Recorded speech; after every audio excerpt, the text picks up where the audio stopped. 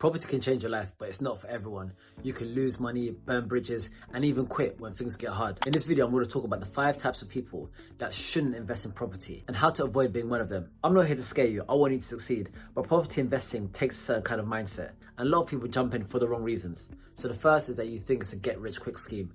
And in property, although you can definitely get rich over the long term, it's not something that you should look at as something that will generate you a lot of money in a very short period of time. Yes, there may be gurus and people on social media telling you that you can replace your income in a certain number of weeks or months. However, realistically, for the vast majority of people, that's not realistic and shouldn't be a goal you should work towards. So in property, yes, you can definitely build wealth over the long term.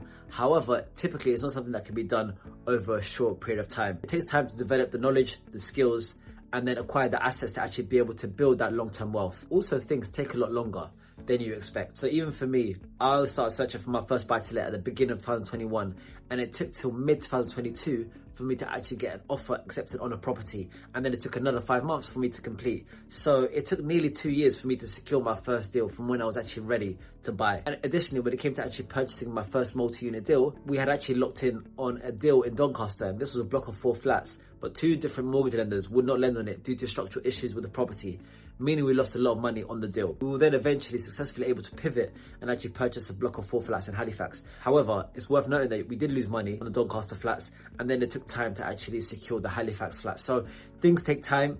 Even when you know what you're doing, things can take longer than expected. So as long as you're patient and you understand that you will get wealthy in the long term, then you'll be good. The second is you don't like networking. So being around other like-minded people is extremely important in property.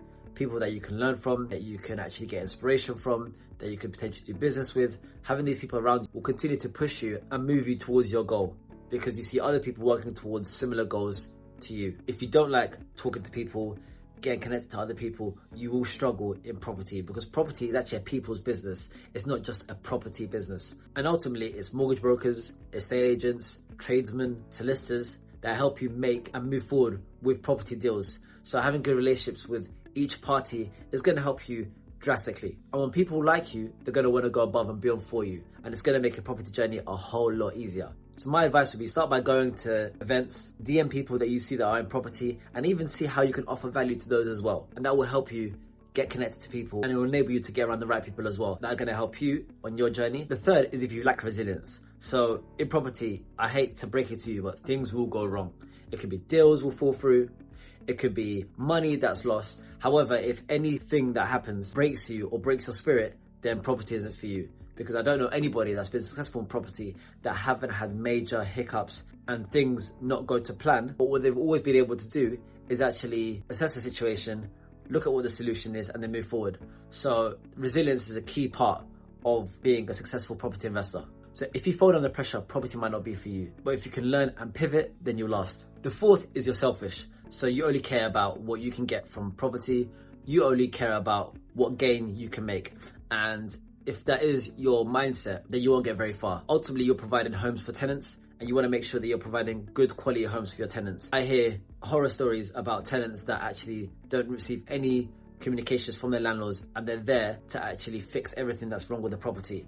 Ultimately, if that's how you're going to conduct your property business, you won't go very far, and actually you're not going to have tenants that want to look after your property either. It's a lose-lose situation in the long run. In addition to that, if that's how you maneuver with other property investors and other people as well, then again, people are not going to want to work with you or even connect with you. However, if you operate from the position of, I'm going to give value to those that I meet, then you will receive great returns in the long run as well, because people want to help those that help them. And the last is you're stubborn and you're unwilling to learn.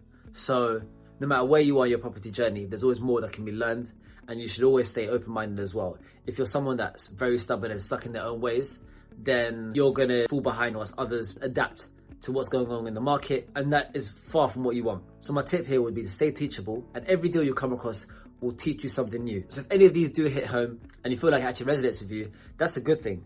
It means you're now aware of a behavioral trait that you can look to shift and change. So if you are serious about property investing, feel free to download my free tools, and my one-to-one mentoring options will be there as well. You'll find it in the description and in the pinned comment below. So if you enjoyed this video, do give it a like, and if you found value from this video or any other video on this channel, then do subscribe as well. And until next time, happy investing.